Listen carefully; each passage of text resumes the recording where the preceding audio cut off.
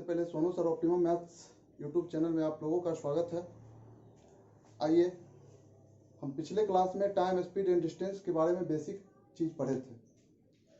Basic चीज में पढ़े थे कि यदि चाल किलोमीटर प्रति घंटा में दिया गया हो और उसे मीटर प्रति सेकेंड में बदलना हो तो 5/18 से गुणा करते हैं, और यदि चाल मीटर प्रति सेकेंड में दिया गया हो और उसे किलोमीटर प्रति घंटा में बदलना हो तो 18/5 से गुणा करते हैं। और इसी पर हम सवाल 5 को बताए भी थे। तो देखिए, पुनः हम बेसिक चीज की चर्चा कर देते हैं कि किलोमीटर प्रति घंटा में चाल दिया गया और उसे मीटर प्रति सेकेंड में बदलने के लिए 5/18 से ही क्यों करते हैं, दूसरा संख्या से गुणा क्यों नहीं करते हैं। तो देखिए, सबसे पहले हम लोग जानते हैं कि किलोमीटर प्रति घंटा अगर दिया गया, इसका मतलब है कि किलोमीटर बटे घंटा। किलोमीटर के पहले कुछ नहीं दिया गया हो कोएफिशिएंट में, मतलब 1 किलोमीटर लिख सकते हैं, और घंटा के पहले कुछ नहीं है, इसका मतलब 1 घंटा लिख सकते हैं। तो 1 किलोमीटर में हम जानते हैं कि 1000 मीटर होता है और 1 घंटा में 3600 सेकेंड होता है। इसको काटेंगे, 2 0 2 0 कट गया, 2 5 10, 18 दूनी 36, इसका मतलब 5/18 मीटर प्रति सेकेंड। अब यहां से देखते हैं कि इसका एक टेबल बना लेते हैं कि किलोमीटर प्रति घंटा में चाल दिया गया हो और इसमें हम 5/18 से गुणा कर देते हैं, तो ये चाल मेरा मीटर प्रति सेकेंड में हो जाता है। और यदि चाल मीटर प्रति सेकेंड में हो, उसका जस्ट उल्टा 18/5 से गुणा कर देते हैं, तो यह किलोमीटर प्रति घंटा में हो जाता है। इस चीज की चर्चा हम पिछले क्लास में कर चुके थे और उस पर एक टेबल भी बताए थे। वो टेबल क्या है वो भी देख लेते हैं। यहां से तो हम देख लिए कि किलोमीटर प्रति घंटा में हो और उसे मीटर प्रति सेकेंड में बदलना हो तो 5/18 से गुणा करते हैं, और उस टेबल के बारे में भी जान लेते हैं कि टेबल हम क्या दिए थे।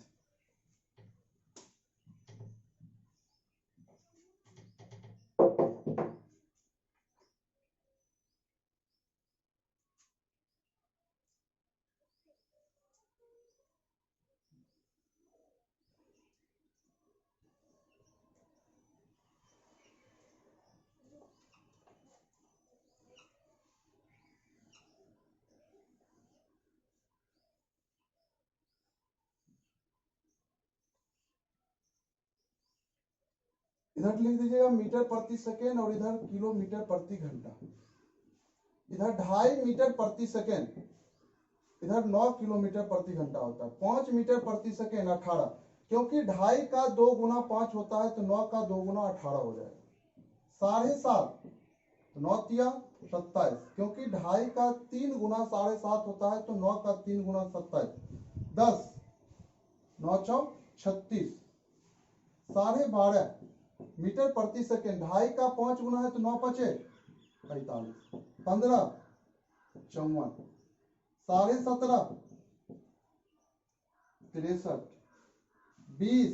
अब देखिए 20, 2.5 का 8 गुना है तो 9 का 8 गुना 72, या कह सकते 5 का 4 गुना है 18 का 4 गुना 72, या कह सकते 10 का 2 गुना है तो 36 दूनी 72। मतलब कहीं से भी ले सकते, जितना गुना होगा उतना गुना हम लिख सकते हैं। और अधिकतर सवाल देखते हैं, बहुत सारा एग्जाम में कि डायरेक्ट इससे अगर रिलेटेड सवाल हो तो हमको सॉल्व करने की, निकालने की कोई आवश्यकता नहीं है, हम डायरेक्ट पुट कर सकते हैं। अब जैसे मान के चलिए, हम पिछले क्लास में चर्चा किए थे 72 किलोमीटर प्रति घंटा में अगर कोई स्पीड दिया गया हो और मीटर प्रति सेकेंड में कितना होता है, तो हम जानते हैं कि 72 हम डायरेक्ट भी लिख सकते हैं कि 9 का कितना गुना है, 18 गुना है, तो सॉरी 8 गुना है, तो यहां से 2.5 का 8 गुना 20 मीटर हम डायरेक्ट लिख सकते हैं। लेकिन अगर मान के चलिए आप लोग पहली बार कर रहे हैं तो सीधा यहाँ पे हम जानते हैं कि किलोमीटर प्रति घंटा को मीटर प्रति सेकेंड में बदलने के लिए 5/18 से गुणा करते हैं। 18 चौक 72, 5 चौक 20 मीटर प्रति सेकेंड। तो जिस तरह से हो वैसे कर सकते हैं। तो ये बेसिक चीज की चर्चा कर चुके थे पिछले क्लास में भी, अभी भी हम रिविजन कर दिए हैं। आइए अब टाइप स्टार्ट करते हैं।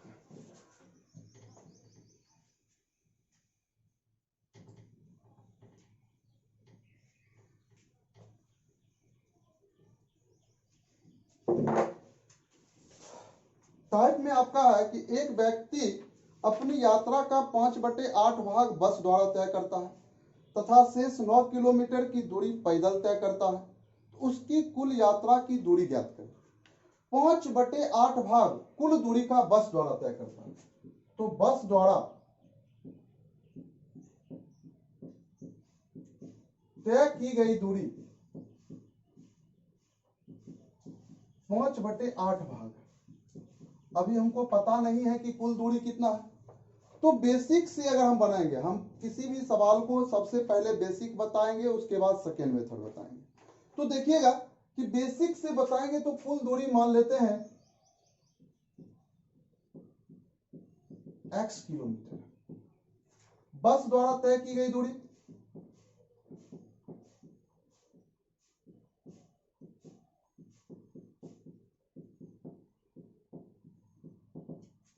x का 5/8 किलोमीटर हो जाएगा, मतलब 5x/8 किलोमीटर। तो कुल दूरी x था, बस द्वारा 5x/8 किलोमीटर डिस्टेंस हम तय कर लिए। शेष दूरी मेरा क्या बचेगा, शेष दूरी हो जाएगा x minus 5x/8, 3x/8 kilometre. तो कुल दूरी मेरा शेष दूरी 3x/8 हो गया, जो कि इसी शेष दूरी को वो पैदल तय करता है, जो कि 9 किलोमीटर के बराबर है। तो यहां से लिखेंगे 3x/8 इक्वल टू 9 किलोमीटर। यहां से काटेंगे 3 3 जा 9, तो x बराबर 24 किलोमीटर। यही मेरा कुल डिस्टेंस होगा। और हम भी जो भी सवाल लेके आ रहे हैं आप लोगों के बीच, ये सवाल पूछा हुआ है और इसी टाइप से पूछता भी है। अब देखिए इसको सेकेंड मेथड में कैसे बताएं। सेकेंड मेथड में बनाएंगे कि बस द्वारा तय की गई दूरी 5/8 भाग है। जब अगर एक ही डिस्टेंस अलग अलग हो, जैसे बस द्वारा दिया गया हो, साइकिल से दिया गया हो, हवाई जहाज से दिया गया हो, और तब उसके बाद शेष दूरी दिया गया हो, तो उसके लिए भी क्या करेंगे, वो आगे क्वेश्चन में इसके बाद आएगा, वही क्वेश्चन आएगा। तो सबसे पहले जब इसमें एक ही डिस्टेंस सिर्फ बस द्वारा दिया गया और दूसरा शेष जो है वो पैदल दिया गया, तो इसमें क्या करेंगे, जो हर के रूप में उसे हम जो हर में दिया गया है, चाहे जितना भी दूरी हो, अगर एक से ज्यादा हो तो हर का एलसीएम ले लेते हैं, अगर एक ही दूरी हो तो जो हर में है वही हम कुल दूरी मान लेते हैं। तो यहां पे कुल दूरी हो जाएगा 8 किलोमीटर। जो हर था, हर 8 है तो 8 किलोमीटर मान ली। उसमें बस द्वारा तय की गई दूरी 5/8 भाग है, तो बस द्वारा तय की गई दूरी 8 किलोमीटर कुल दूरी है, इसका 5/8 मतलब 5 किलोमीटर बस द्वारा तय करता है। अब 8 किलोमीटर कुल दूरी में 5 किलोमीटर बस द्वारा तय कर लिया, तो शेष दूरी बच गया 8 minus 5 kilometre equal to 3 kilometre. अब देखिए 3 किलोमीटर जो है शेष दूरी बचा वो 9 किलोमीटर के बराबर है। तो 3 किलोमीटर डिस्टेंस जो है वो 9 किलोमीटर के बराबर है। तो यहां से काटेंगे, अब देखिए यहां से किलोमीटर किलोमीटर कट जाएगा, तो यहां किलोमीटर नहीं मान लीजिए, यहां भाग मान लीजिए, यहां भी 5 भाग हो जाएगा, यहां 3 भाग बच जाएगा। तो यहां से लीजिए 3 भाग बराबर 9 किलोमीटर, तो 1 भाग बराबर 3 किलोमीटर, और हम कुल दूरी कितना भाग माने हैं 8 भाग, तो 8 भाग बराबर कितना हो जाएगा 3 गुना 8 बराबर 24 किलोमीटर। देखिए हम तो इतना किए, आप लोग इतना भी नहीं कर सकते। सीधा देखिए कि थर्ड मेथड में अगर हम तीसरा मेथड बनाते हैं, थर्ड मेथड में, तो सबसे पहले क्या करेंगे कि 5/8 भाग बस द्वारा 5/8। अब देखिए बस द्वारा, इसका मतलब कुल दूरी 8 है, उसमें से 5 भाग बस द्वारा तय कर लिया, तो शेष दूरी बचा कितना 3। 5 भाग 8 भाग में 5 भाग बस द्वारा तय कर लिया, शेष 3 भाग बचा और यही 3 भाग 9 किलोमीटर के बराबर है। तो 1 भाग 3 किलोमीटर के बराबर हो जाएगा और कुल दूरी माने हैं 8 भाग, तो 8 भाग 24 किलोमीटर के बराबर। तो जिस हिसाब से बना सकते हैं इसमें कलम लगाने की भी आवश्यकता नहीं होगी। अब देखिए इसी में थोड़ा सा हल्का स्टेप आगे बढ़ते हैं। दूसरा सवाल, ये 6 नंबर सवाल था। अब 7 नंबर देखेंगे क्योंकि 5 तक पहले क्लास में बता चुके हैं, ये छठा से दूसरे क्लास में हो रहा है।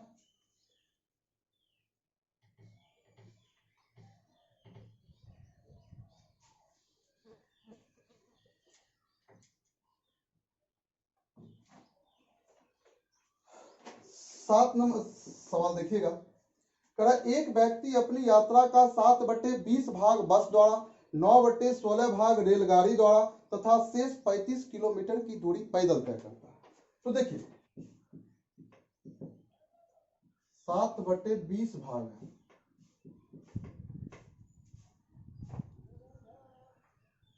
रेलगाड़ी द्वारा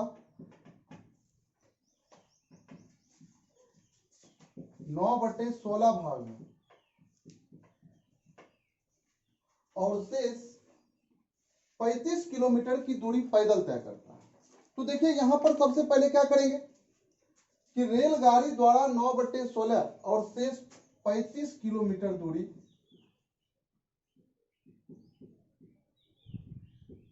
पैदल तय करता है। अब हम क्या बोले थे कि अगर एक से ज्यादा हो तो हर का एलसीएम ले लेते हैं, तो कुल जो डिस्टेंस हो जाएगा, कुल दूरी हो जाएगा 20 और 16 का एलसीएम ले लेंगे, उतना भाग हो जाएगा। तो 20 और 16 का एलसीएम लेंगे तो 80 हो जाएगा।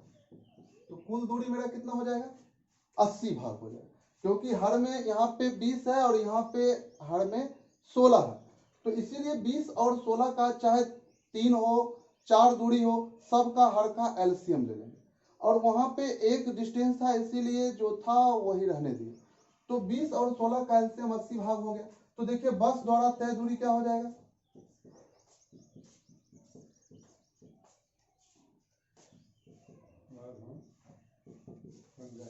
80 का 7/20 28 भाग हो जाएगा। रेलगाड़ी द्वारा डिस्टेंस हो जाएगा 80 का 9/16 45 भाग हो जाएगा। अब शेष दूरी हो जाएगा 80 माइनस 28 प्लस 45,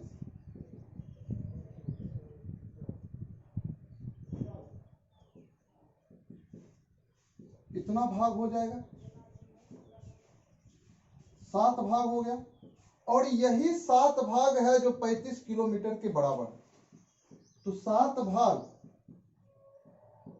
बराबर 35 किलोमीटर, 1 भाग बराबर 5 किलोमीटर, 1 भाग 5 किलोमीटर है। तो टोटल अब देखिए कि भाग कितना है मेरा 80 भाग है। टोटल कुल दूरी 80 भाग है। तो 1 भाग 5 किलोमीटर, तो 80 भाग, तो 80 गुना 5 बराबर 400 किलोमीटर हो जाएगा। फिर से एक बार देख लीजिए, बस द्वारा तय की गई दूरी 7/20 भाग है, रेलगाड़ी द्वारा 9/16 भाग है, शेष 35 किलोमीटर पैदल तय करता है। तो कुल दूरी हम क्या बोले थे 20 और 16 का एलसीएम ले लेते हैं, कुल दूरी 80 भाग हो जाएगा, जिसमें बस द्वारा तय की गई दूरी 28 भाग हो गया, रेलगाड़ी द्वारा तय की गई दूरी 45 भाग हो गया, शेष दूरी मेरे पास 7 भाग बचा। और यही 7 भाग जो है यहाँ पे 35 किलोमीटर के बराबर है। तो 1 भाग 5 किलोमीटर और टोटल भाग 80 भाग है, तो 80 भाग जो हो जाएगा वो 400 किलोमीटर के बराबर हो जाएगा। देखिए आप लोग इतना कर भी नहीं सकते, 20 और 16 का एलसीएम लीजिए, यही 80 हो जाएगा, 20 चौक 80, 7 चौक 28, 16 5 80, 9 5 45। तो यहां से देख रहे हैं कि 28 और 45 73 होता है। कुल भाग एलसीएम 80 है, उसमें से 73 भाग हम तय कर लिए। अब मेरे पास 7 भाग बचा, तो 7 बराबर 35, 1 बराबर 5, तो 80 बराबर 400। यहां से भी हम डायरेक्ट बना सकते हैं अपने मन से। तो जितना इसको बार बार देखिएगा, जितना बनाइएगा, प्रैक्टिस कीजिएगा, उतना इसे आराम से तुरंत बना सकते हैं। चलिए तीसरा सवाल देखते हैं।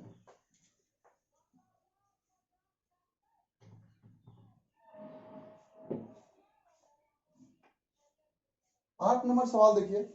8 नंबर में कह रहा है कि एक व्यक्ति अपनी यात्रा का 5/18 भाग ट्रेन से, 2/9 भाग बस से तथा 16.2/3 भाग कार से तय करता है। तो सब लिख लेते हैं। ट्रेन से तय किया है 5/18 भाग, बस से तय किया है 2/9 भाग,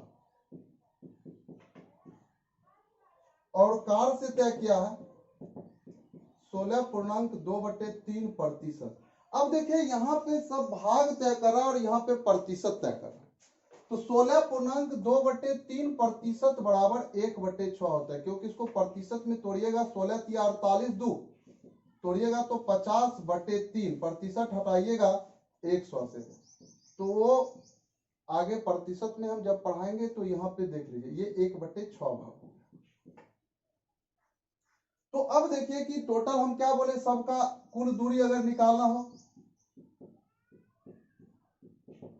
18, 9 और 6 का एलसीएम लेंगे। 18, 9 और 6 का एलसीएम,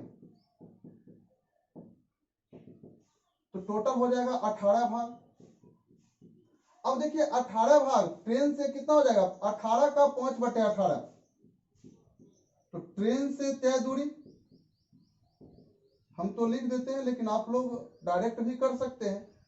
18 का 5/18 कट जाएगा, 5 भाग हो जाएगा। बस से तय दूरी 18 का 2/9 भाग हो जाएगा, 4 भाग हो गया। और कार से तय दूरी 18 का 1/6 भाग हो जाएगा, 3 भाग। अब शेष दूरी वह पैदल तय करता है। तो देखिए टोटल ट्रेन से 5 भाग, बस से 4 भाग और कार से 3 भाग, और शेष जो बचा वो पैदल तय कर लेता। तो शेष दूरी कितना बच गया, 18 - 5 + 4 + 3 भाग, तो 18 - 12 6 भाग बच गया। और यही 6 भाग वह क्या करता है कि पैदल तय कर लेता है। तो 6 भाग जो है वो किसके बराबर है, पैदल कितना डिस्टेंस तय करता है, तो पैदल वह तय करता है 1200 मीटर की दूरी। तो 6 भाग 1200 मीटर, तो एक भाग हो जाएगा 200 मीटर, और कुल मेरा भाग है 18 भाग, तो कुल दूरी हो जाएगा 18 × 200 बराबर 3600 मीटर। लेकिन ऑप्शन में किलोमीटर में दिया हुआ है, तो किलोमीटर में चेंज करने के लिए 1000 से भाग दे देते हैं, ये कितना हो जाएगा 3.6 किलोमीटर। तो देखिए इससे रिलेटेड था, 3 सवाल बना दिए, और इससे रिलेटेड जितना भी सवाल होगा प्रकार इसी टाइप से बनेगा और इससे रिलेटेड ही रहेगा। अब आते हैं टाइप 2।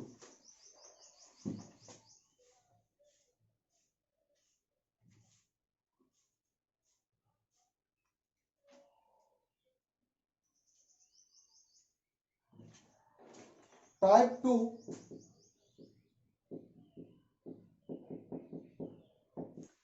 कि एक साइकिल यात्री को 120 किलोमीटर की दूरी 15 घंटे में तय करनी है। कुल दूरी दिया गया है 120 किलोमीटर, और कुल समय दिया गया है 15 घंटा। तो हम जानते हैं कि चाल बराबर दूरी बटे समय होता है, लेकिन अभी आगे क्वेश्चन क्या कर रहा है तो देखते हैं। कह रहा यदि वह आधी यात्रा 3/5 समय में पूरी कर ले, आधी यात्रा, इसका मतलब है कि आधी यात्रा 120 किलोमीटर था, तो आधी यात्रा वो तय कर लिया, तो इसका मतलब है कि बचा आधी यात्रा। तो शेष यात्रा कितना हो जाएगा, शेष दूरी 120 का आधा 60 किलोमीटर। कहा कि आधी यात्रा वह 3/5 समय में पूरी कर लेता। तो कुल समय 15 घंटा है, तो शेष समय कितना बच जाएगा, 15 का 3/5 समय, तो शेष समय बच जाएगा 2/5, क्योंकि 3/5 वो पूरा कर लिया, तो बचा मेरे पास 2/5 समय, यहाँ 6 घंटा, मतलब 15 घंटा में था, जिसका 3/5 समय वो आधी यात्रा में तय कर लेता। तो इसका मतलब है कि 3/5 मतलब 9 घंटा वो तय कर लेता। ऐसे भी 15 में 9 घंटा घटा देते तो मेरे पास 6 घंटा निकलता, और डायरेक्ट भी हम शेष समय निकाल लिए, 15 का 2/5 बराबर तो भी 6 घंटा। तो शेष दूरी है 60 किलोमीटर और शेष समय है 6 घंटा। तो कह रहा है कि वह शेष यात्रा शेष समय में पूरी करने के लिए साइकिल को किस गति से चलाना होगा। अब देखिए, इसका मतलब है कि चाल जो मेरा हो जाएगा, कुल दूरी मतलब शेष दूरी बटे शेष समय, किलोमीटर प्रति घंटे की स्पीड से चलना होगा। चलिए 11 नंबर सवाल देखते हैं। एक बगल से A to Z सवाल सॉल्व करवाएंगे, जैसे क्लास में ऑफलाइन पढ़ाते हैं उसी तरह से इसमें भी पढ़ाएंगे। 10 नंबर सवाल है, EMTS 2013 में पूछा हुआ है कि एक गाड़ी 60 किलोमीटर प्रति घंटे की गति से एक विशिष्ट दूरी 210 मिनट में तय करती है। चाल दिया गया है 60 किलोमीटर प्रति घंटा और समय दिया गया है 210 मिनट। हम जानते हैं कि मिनट को घंटा में बदलने के लिए 60 से भाग सकते हैं। यहां से समय मेरा हो जाएगा 21/6 घंटा। अब क्या कर रहा है कि यदि 80 किलोमीटर प्रति घंटा की गति से वही दूरी तय करने में गाड़ी को कितना समय लगता है। सबसे पहले तो दूरी बराबर निकालते हैं, चाल गुने समय, तो 60 गुने 21/6 210 किलोमीटर। अब कह रहा है कि इस 210 किलोमीटर की दूरी को यदि 80 किलोमीटर प्रति घंटा की गति से तय करें, तो चाल मेरा दिया गया है कि यदि 80 किलोमीटर प्रति घंटा की चाल से तय करें तो अभिष्ट समय मेरा क्या लग जाएगा,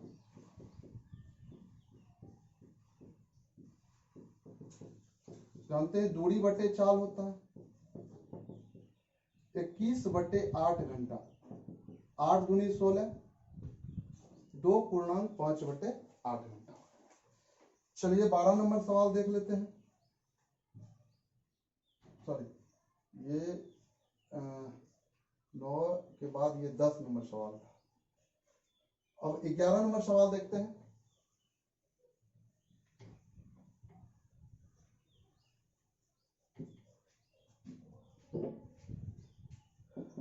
ग्यारह नंबर सवाल कर रहा है, कोई व्यक्ति 3 घंटे में 10.5 किलोमीटर 10.1/5 किलोमीटर की दूरी तय करता है, तो 5 घंटे में कितनी दूरी तय करेगा।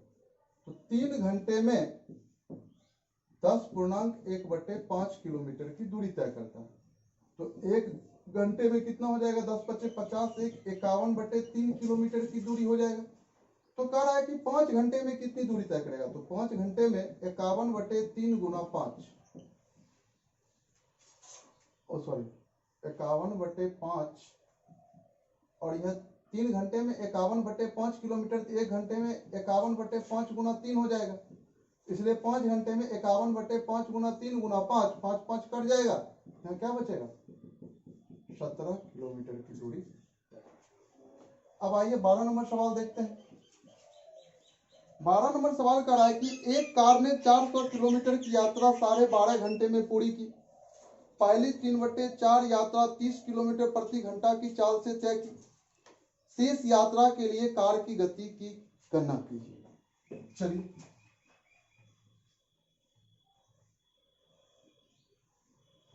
अगर थोड़ा सा लग रहा होगा फास्ट चल रहे हैं तो पीछे जो है वीडियो पीछे करके भी आप लोग देख सकते हैं, क्योंकि एक कार 400 किलोमीटर की यात्रा, दूरी टोटल दिया हुआ है 400 किलोमीटर और कुल समय दिया हुआ है, कुल दूरी 400 किलोमीटर, कुल समय 12.5 घंटा दिया गया। कड़क पहली 3/4 यात्रा 30 किलोमीटर प्रति घंटा की चाल से तय की। तो पहली 3/4 यात्रा, शेष यात्रा मेरे पास बचा कितना, 400 का 3/4 तय कर लिया, 4 में 3 तय कर लिया, बचा 1/4। इसका मतलब शेष यात्रा मेरे पास 100 किलोमीटर बचा हुआ है। तो शेष यात्रा पहली 3/4 यात्रा 30 किलोमीटर प्रति घंटा की चाल से तय। अब देखिए 30 किलोमीटर प्रति घंटा से तय की, तो वो 3/4 यात्रा में 3/4 यात्रा पीछे देख लेते हैं। 3/4 यात्रा का मतलब ये 300 किलोमीटर का अगर डिस्टेंस जो है वह तय किया है 30 किलोमीटर प्रति घंटा की चाल, इसको तय किया है। तो यहाँ 3/4 यात्रा में लगा समय 300 किलोमीटर जो है वो 30 किलोमीटर प्रति घंटा की स्पीड से तय किया है। किलोमीटर घंटा ऊपर चला जाएगा, 10 किलोमीटर कर दिया। तो यहाँ मेरे पास 10 घंटा में वह 3/4 यात्रा तय कर ली। अब शेष यात्रा बचा कितना, शेष यात्रा 400 में से 300 घटा लिए, 100 किलोमीटर बचा और शेष समय बचा कितना, 12.5 घंटा कुल समय था, उसमें 10 घंटा मेरा चला गया, तो 12.5 माइनस 10 बराबर 2.5 घंटा बचा। अब इस शेष यात्रा को 2.5 घंटा में समय 2.5 घंटा में तय करना हो तो किस स्पीड से, तो चाल बराबर क्या हो जाएगा, दूरी बटे समय। तो दूरी है 100 किलोमीटर और समय है 5/2 घंटा, 2 ऊपर चला जाएगा, 40 किलोमीटर प्रति घंटा की चाल से। तो ये 12 सवाल था। अब शेष जो अगला टाइप है टाइप 3, जो कि बहुत ही इंपॉर्टेंट है और वो औसत चाल से रिलेटेड है, जो कि हम लोग अगले वीडियो में उसको देखेंगे। अगर वीडियो अच्छा लगा हो तो शेयर भी करें और वीडियो को लाइक भी करें और सब्सक्राइब भी करें और अपने दोस्तों में भी शेयर करें और सब्सक्राइब करने को कहें। Thank you. मिलते हैं अगले क्लास में।